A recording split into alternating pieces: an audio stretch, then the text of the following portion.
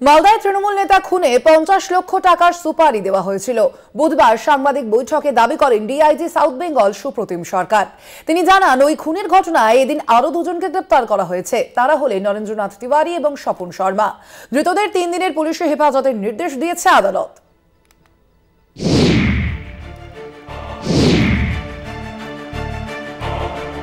মালদায় তৃণমূলের জেলা সহ সভাপতি দুলাল সরকার ওরফে বাবলা খুনের ঘটনায় এখনো পর্যন্ত মোট 7 জনকে গ্রেফতার করেছে পুলিশ।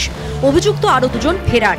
তাদের ধরে দিতে পারলে 2 লক্ষ করে মোট 4 লক্ষ টাকা আর্থিক পুরস্কারের কথা ঘোষণা করেছে পুলিশ। ডিআইজি সাউথ বেঙ্গল জানান, প্রথমে যে 5 জনকে গ্রেফতার করা হয়েছিল তাদের জিজ্ঞাসাবাদের সূত্রেই নরেন্দ্রনাথ এবং স্বপনের নাম উঠে আসে। ওই 2 জনকে মঙ্গলবার দিনভর জিজ্ঞাসাবাদ করা হয়। বুধবার নির্দিষ্ট তথ্যের ভিত্তিতে তাদের গ্রেফতার করা হয়েছে। তিনি জানান, স্বপন কুখ্যাত দুষ্কৃতী, নরেন্দ্রনাথ এই ঘটনার মূল চক্রী। 4 জনকে 50 লক্ষ টাকার সুপারি দেওয়া হয়েছিল খুনের জন্য। এর পিছনে আর কারোর হাত আছে কিনা তা নিয়ে তদন্ত চলছে। খুব তাড়াতাড়ি চার্জশিট দেওয়া হবে, অভিযুক্তদের সর্বোচ্চ শাস্তি দেওয়া হবে। গুলিবিদ্ধ হয়ে নিহত হন। তিনি যখন নিজের বাড়ির সামনে দাঁড়িয়েছিলেন তখন একটি বাইকে করে 4 জন দুষ্কৃতী আসে, তাকে লক্ষ্য করে গুলি ছোড়ে এবং গুলিবিদ্ধ হয়ে আহত হয়ে তিনি মারা যান।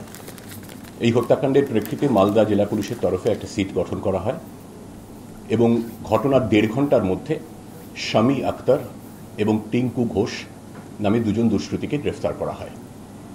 ঘটনার পরেই পুরো জেলা জুড়ে নাকা চেকিং শুরু করা হয়। মানিকচক এলাকায় একটি বাসের মধ্যে থেকে এদের গ্রেফতার করা হয়।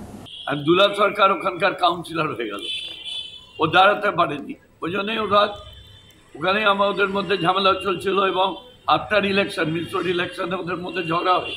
আমরা সেই সময় দুলাল সরকারের পক্ষ নিয়ে আমরা বলেছিলাম যে নরেন্দ্রনাথ তিওয়ারি কিন্তু এসব করছে। তাও নরেন্দ্রনাথ তিওয়ারিকে কেউ বা কারা মদত করছিল, আমরা পুলিশকে বলেছিলাম, সবকে বলেছিলাম।